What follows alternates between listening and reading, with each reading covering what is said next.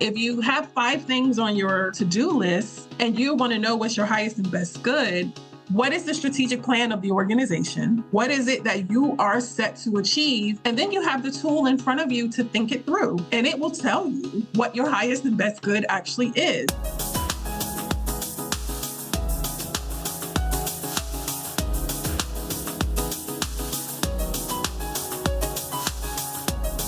Welcome to the Nonprofit Fundraising Exchange, a podcast from IPM Advancement.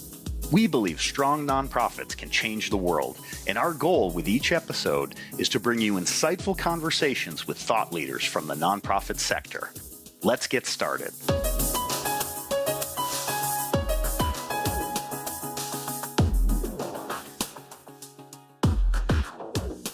Welcome, listeners, to the Nonprofit Fundraising Exchange. I'm your host, Russ Fanoff.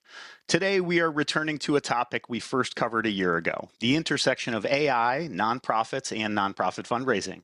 With the rapid pace at which AI technology is advancing, much has changed in the past year. Many organizations have embraced these new tools only to discover new challenges alongside the benefits they can provide. The use of AI is complicated by ethical considerations, including privacy issues, racial and gender bias, intellectual property rights, and more. Organizations need to rethink their internal systems and policies to safeguard against these concerns. Other questions come up, like, should AI training be part of workforce development?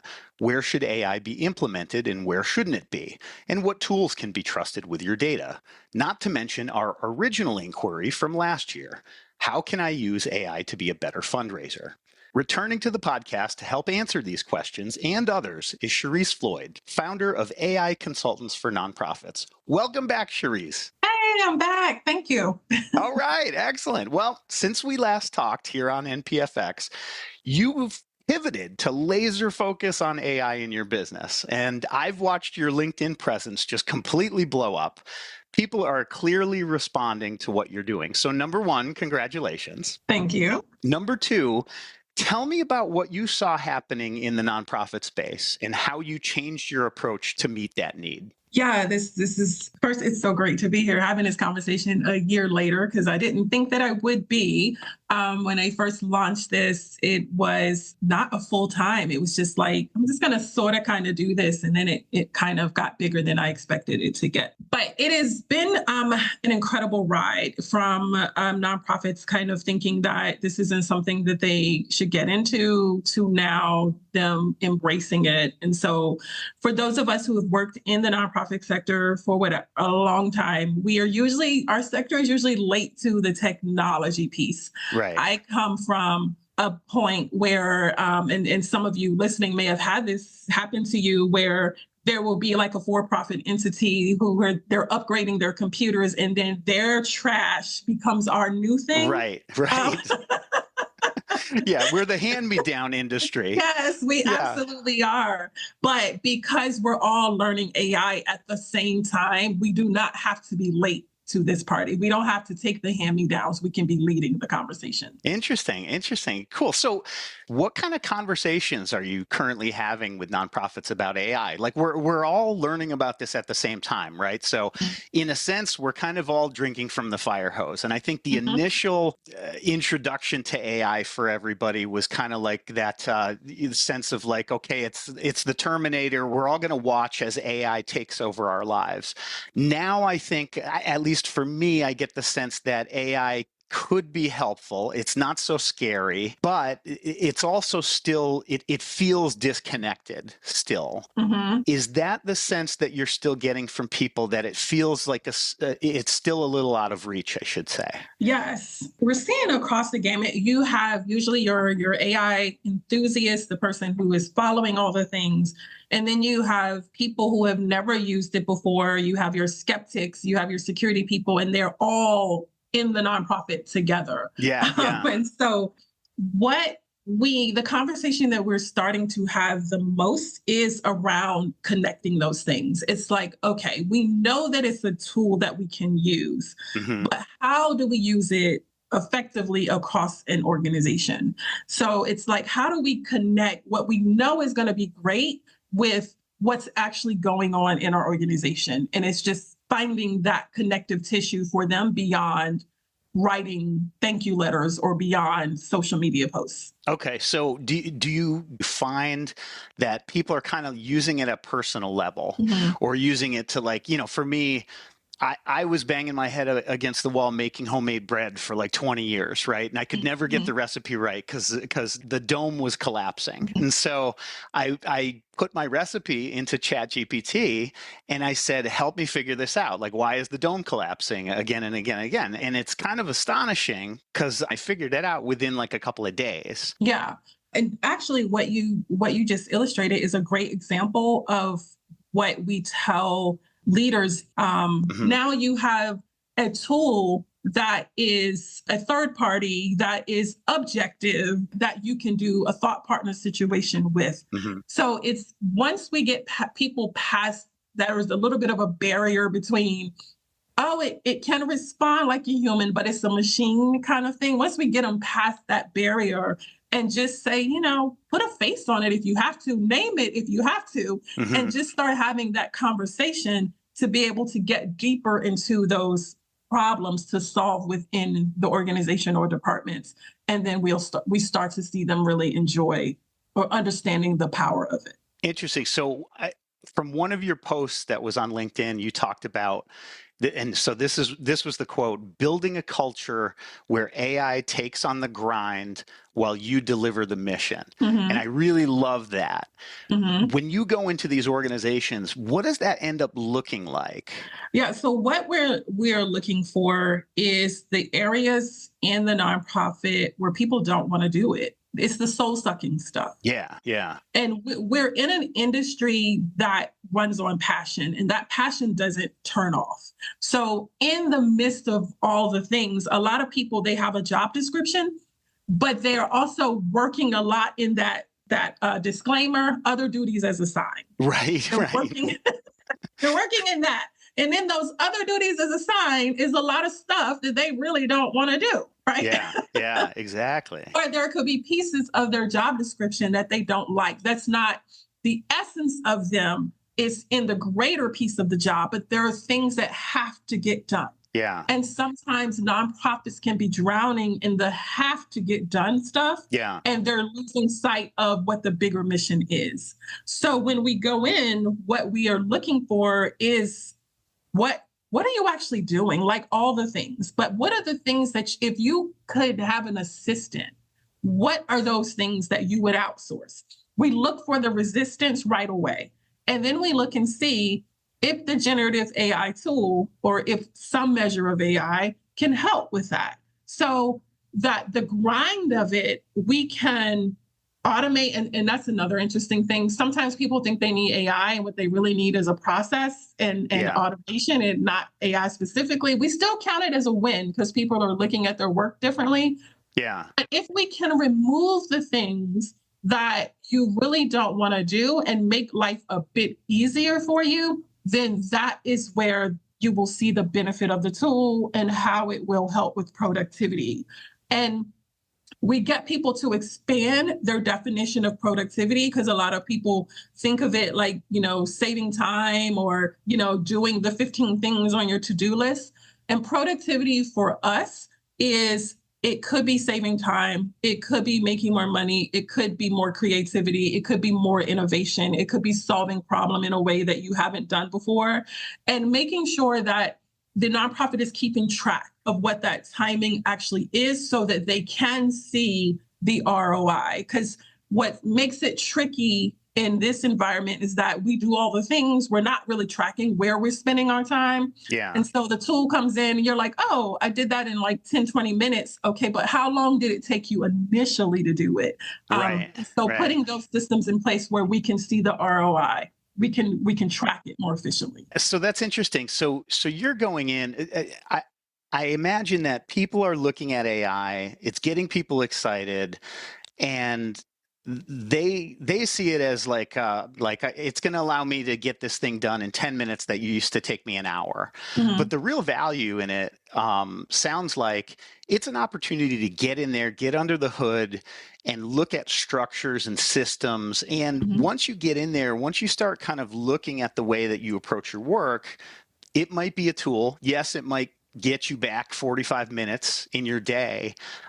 But then that allows you as a consultant to come in and say, okay, what are you going to do with that 45 minutes? Yeah, and then we try to not we try we always want the nonprofit to be in charge of their process and their leaders to be in charge of what it is that they're doing. So to your point of a lot of us in this space are not working to our highest and best good because again we're down in the areas that we have to get done. We're churning paper, we're making sure we're putting out fires, we're doing all of that.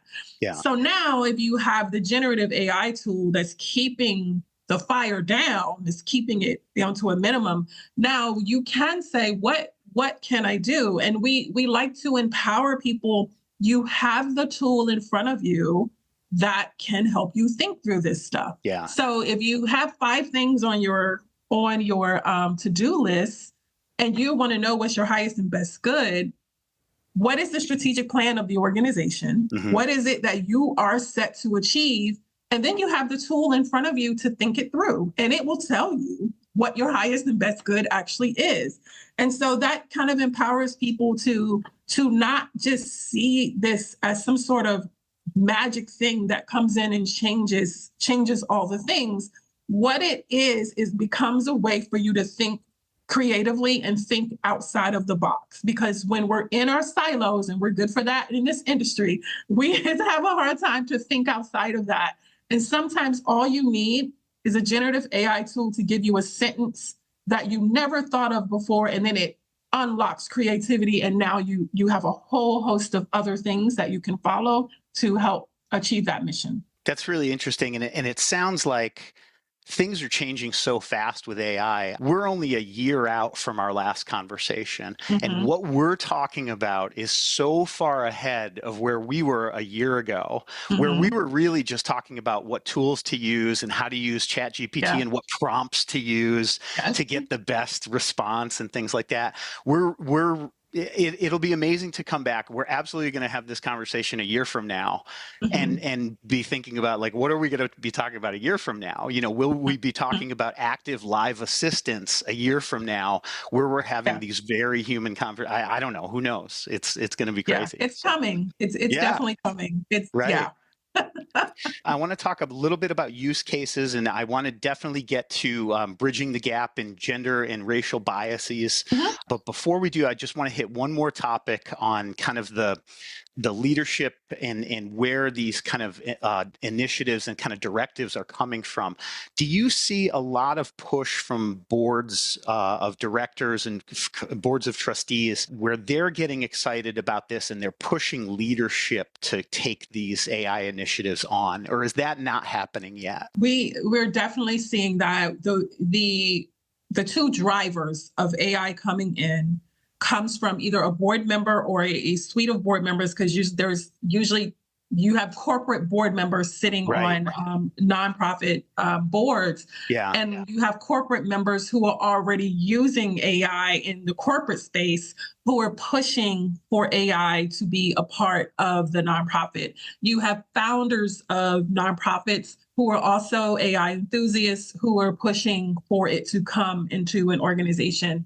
And then we see it coming in a lot through the portal of the marketers specifically and the fundraisers, because their job is a lot of the generative AI does a lot of their work. And so we see it coming in. So those are typically the 4 places that we see what's driving people coming to the table to learn about it. Cool. Let's talk about use cases in fundraising. And in our previous conversation, we talked about 3 main use cases, and those were creating content like messaging and grants, automating the tasks like email replies and doing research, and then we talked about analyzing data. Do these 3 main use cases still hold up? Is that what people are still using AI for, or has it kind of shifted since then? Yeah, the number one thing, top all the things, is the grant writing. Oh, okay. That is, that's the thing that people they talk about a lot. Like, okay, how do we do this? Help. kind of. Help us figure this out. And then the content creation is still holding strong because the marketers, you can do so much with generative AI in the marketing space. But we're actually also starting to see strategy come to the table because there is an apathy. I posted about this yesterday. There's an apathy that is moving across the sector, maybe even moving across the world. Hell, I teach it and I'm tired of talking about it sometimes. it's this apathy that is moving through, and it's nonprofit leaders. I hear this so much, who have sat in so many trainings where the only thing they're doing is watching the presenter show how great they are with AI, but there's nothing that they're leaving with. And so now we're starting to see strategy come to the table, because now it's like, okay, I understand it can do all of that, but how does it help me? But grant writing, hands down, is the number one thing that people are most interested in.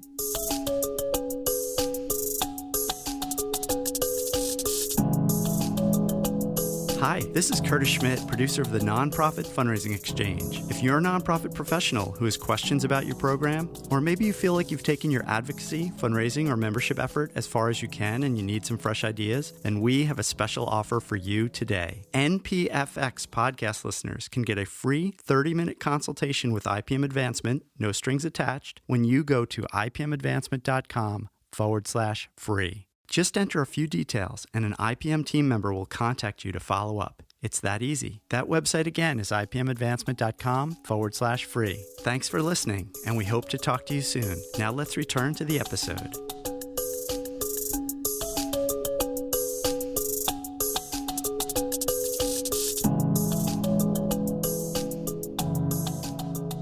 So if you had to go into an organization that was really focused on fundraising, has anything changed in terms of what fundraisers can use AI for in the past year? Yeah, I think it's more drilling down and more personalization for fundraisers. We know typically the highest turnover rate that we see in nonprofits is around the fundraising and development space. And what a generative AI tool, or even an AI enhanced tool, because we have a lot of databases have AI built into them, but specifically for the generative AI, is to getting more personalized with what you're doing. And so whether you can go into a ChatGPT or Claude or Copilot and write a thank you letter, but is that really getting you to where you need to go? And so I like to ask people to start from the top down, because when you go and just ask, give me this one thing, that's the middle of the action. So the middle of the action doesn't give you a full context. It doesn't tell the model who you are, what you're responsible for in the job. It doesn't tell the model what the strategic plan is, or what the fundraising plan is, what your goal is for the thing that you're asking for. It's just going to give you whatever you're asking for. It doesn't give you background information. Like these are things, context that you need to give it, priming it. So it's the personalization piece that we see that can have a huge benefit for fundraisers, because it allows them to not only think through the way they may ask for money, but when they have specific people that they are targeting, it can help with the psychology of that person and giving you a way to speak to them in terms of who's more likely to respond to you. Your pitch might not be working because this funder will respond to this type of pitch. That is the type of thing that will help fundraisers, that personalization that's really sometimes not happening because people are just going in asking for the thing. But once you get personalized, you can get a lot of work out of this. Interesting. And I imagine, and I'm not on, so IPM Advancement is a full service fundraising agency. We're not a donor database provider. I have to imagine that these providers are integrating AI into their products, and companies like Blackbaud and you know, the many other companies are all starting to think about the integration of it. And I'm sure they're working on it, and I'm sure that they could come here and tell us all the great things that they're doing. So Shereese, let me give you an example, and you tell me if it's a real realistic example. So say I'm a major gifts officer and I am cultivating a donor. I'd like that donor to move from maybe $1,000 annual gift to a $10,000 annual gift. And I have access to that donor's giving history. I know a little bit about their background, but there's a lot of public information about what that donor likes, what they've supported in the past. I know kind of what their hobbies are. They're a very public person, so I can pull down a lot of information that I could feed into an AI model or an AI tool. And I'm trying to stick to some ethical guardrails. So I want to stick to the rules, but how much information do you think I need to put into AI to come up with something that's going to output something that would really be compelling and personal and very useful to me? First, I want to address the ethical piece because we always advise that if it's in the public, it's already in the public domain. It usually can be sort of fair use.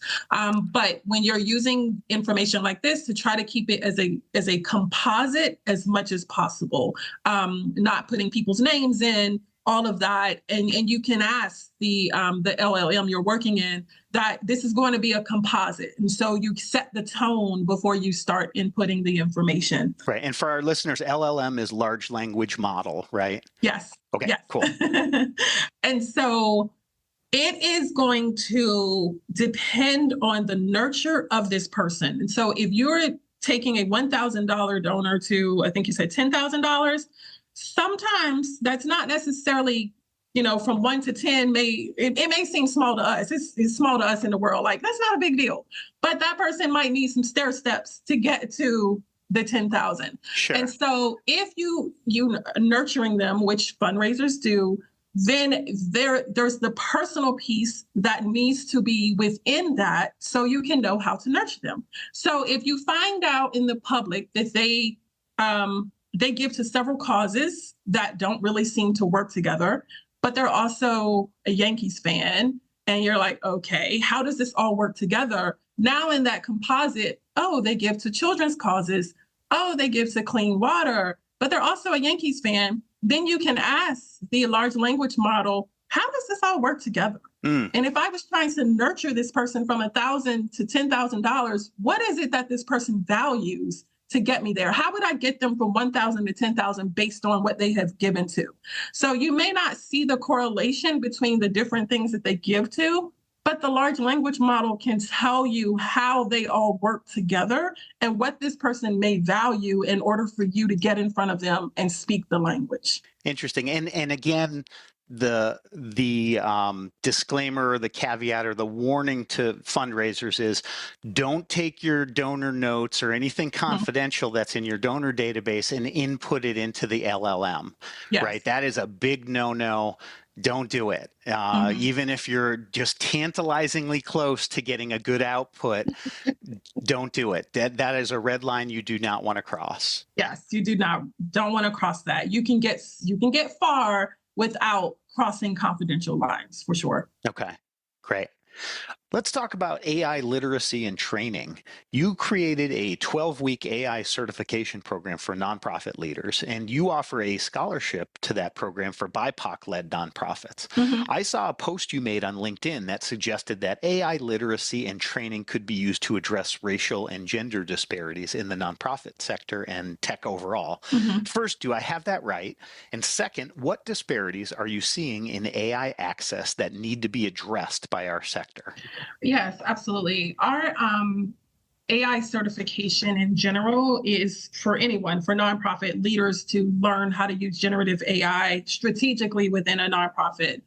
But what I am seeing, and in conversations that I'm having with other people who are in AI, is that, and even McKinsey & Co. did a study on this, is that AI has the ability it can widen or it can lessen the racial wealth gap, but it depends on how fast that we get underserved or underestimated populations, I like to call them, to the table. And in a lot of spaces where there are Black and Brown, I'm speaking specifically about children who are the ones who, this is now their generation, they're growing up with Right. AI. Right. AI is banned. In some school systems, AI is banned, and we're seeing that and it's not in an equal way, where it's fine in some situations and fine and not is not.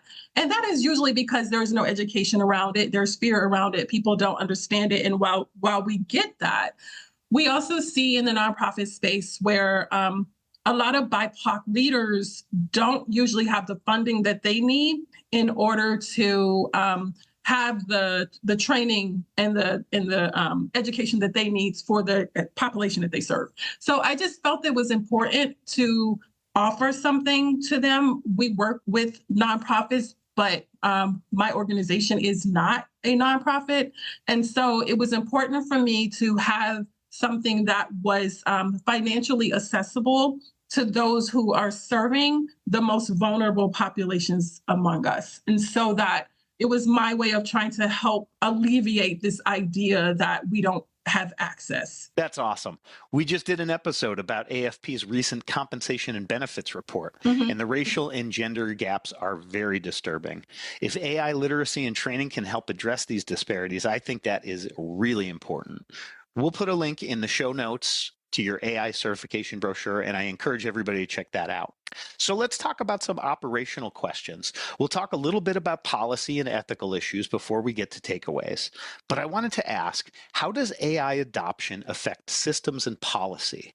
Obviously, nonprofits have to be very, very careful. They don't have a lot of extra money to go to legal. Most people don't have in-house counsel to review these things. So there's a lot of trepidation about implementation. So how do you alleviate some of that anxiety about taking on AI and some of the concerns that they might have about implementing it in a way that is not going to come back and bite them? So the conversation about fairness and ethical use has to start before the organization starts using it. Okay. And so we know that there is a very popular, I don't know if we call it a trend, but that's the word I'm going to use, where Microsoft and LinkedIn, reported, I think it was LinkedIn, no, it was Microsoft, that, people are bringing their own AI to work. So even if it's banned within the organization, people have their phone. They're bringing their own AI to work because AI is pretty much embedded. Generative AI and other AI is embedded in almost everything that we're doing at this point. Right. And so to come to this conversation, if you are aware that members of the team are using AI and if there is no formal policy, you have to stop. You have to start taking a couple steps way back to start from there. And just in full disclosure, I ended up in this space because I was using AI in secret in an organization. And when it was brand new and didn't know what I didn't know. And all of the information was put into the system because I was in survival mode. And some people that are sitting in a nonprofit right now, probably listening to this, are in a survival mode. Yeah. But the protection of the nonprofit has to start from the top, and it has to start before you're using it. But let's say you are using it. How you would start from this point where you are using it is that you really have to get in the room and ask the questions around 3 questions that I like to say. What part of the organization is going to remain human? What part of the organization will be human and AI? And what part of the organization will be you're outsourced to AI? Okay. If you start there, then you can start saying, oh, the marketing department will use it in these ways. Fundraising, you can only use it this way. Human resources, you can use it, but we won't use it to screen applications. That kind of thing. Get in a room, put up the stuff on the walls, write it out, do it, old-fashioned way, and then drill all of that down into a policy that protects you. There are a lot of talk about ethical concerns and data privacy, and what we cannot do is outsource that to the companies that are creating the tools. Okay. Because that is not their, yes, they want to keep us safe to a degree, but that's not their focus. Right. We cannot outsource the humanity. We can't outsource the data, and we can't outsource the bias. We have to take control of that as the humans within our organization. And every organization has a different risk tolerance. Every person has a different risk tolerance, and we're not looking to eliminate any risk at all. What we're looking to do is for you to think through what the risk may be and have a plan in place if, but hopefully not, something happens. Those are the types of things that, and then you have to make sure that you build in consequences isn't the word that I'm looking for, but there has to be violations. What happens if this policy is violated? So knowing that there's so many nonprofits that just either don't have the budget to implement, like a custom tool, like an in-house AI tool. Yeah. And they're going to have to rely on a public tool, like a ChatGPT or something like that. In exchange for using a public tool, the deal is that you give, whatever data you input into that tool becomes the property of ChatGPT or OpenAI or whoever the provider is. They say that a lot about social media, right? You might love Facebook, but every time you post a picture on Facebook, every time you write a post or something, all that data is going into a database that Facebook is going to use for something, whether it's advertising or, whatever they decide to use it for 20 years from now, they're going to have it. And the same goes for these LLMs. Yeah, absolutely. So we've got to be the ones who are in charge of our data. And a lot of us nonprofits are serving vulnerable populations. So that becomes even more important. Yeah. And one of the things that I want people to consider, because the data privacy piece, people talk about a lot. We get on the soapbox about the data privacy piece. And I want to just offer this. If your data is not currently safe, without the AI tool, it's not up to the AI to then make it safe. Yeah. So you have to get your data in order first. And when we do AI readiness assessments, it's like, how is your data? Because if your data is already messy, this isn't where you want to be. Okay, awesome. Great. And I think just speaking from our experience, right now where we are in the growth of AI, it's scary to a lot of people. And you have to let people kind of come to it. And some people will come around to it, I think, who don't like it right now. And some people might not. Yeah. So I think that's an important thing to keep in mind as well. Yes, absolutely. The fear around it, and marketers can debate whether OpenAI did a great thing by releasing it under the cover of night with no manual and just left us out here to just go crazy and figure it out on our own. Try it out. Yeah. But that also created a fear. Yeah. But what we see in organizations is if you have people who are afraid to use it and the organization is adopting it across the organization, then those are different conversations that need to be had about the people who are using it to do their job versus the people who are not going to use it to do their job. Because again, now that is an internal conversation about bias and about imbalance in work. So it brings a lot of, for all of the great things it can do, these are the conversations that people don't consider if you have people who are refusing to come to the AI table, but the organization is like, well, we're going to be an AI organization. Yeah. The last thing I want to hit before we get to final thoughts, what is your take on where we are in the conversation about bias? What's your sense of where programmers are at with AI and bias? Have we really made meaningful progress, do you think? And where do you think things are going? Yeah, I haven't seen any real meaningful progress in this space. And the reason is because the people who are programming, they all look a certain way. Yeah. And so that goes back to what we're talking about, just different kinds of people, women, Black, brown people, all different types of people are not in the room where those decisions are being made. Yeah. And the biggest, the bias shows up really strong in the image generators and the defaults of just words that will just give you a default person. Or even you can take, I did a post about this maybe a couple of weeks ago, where you take a prompt and you ask for something and it'll give you just transparently a white woman. And then you take it and ask for African Americans, but then the African American women are undressed in the exact same thing. So I haven't seen any kind of real progress here. And that to me, not only says that we need to get, people of color and all different types of people in the room, but on the back end for the end user, we have to use those thumbs up, thumbs down buttons. We have to have our voice.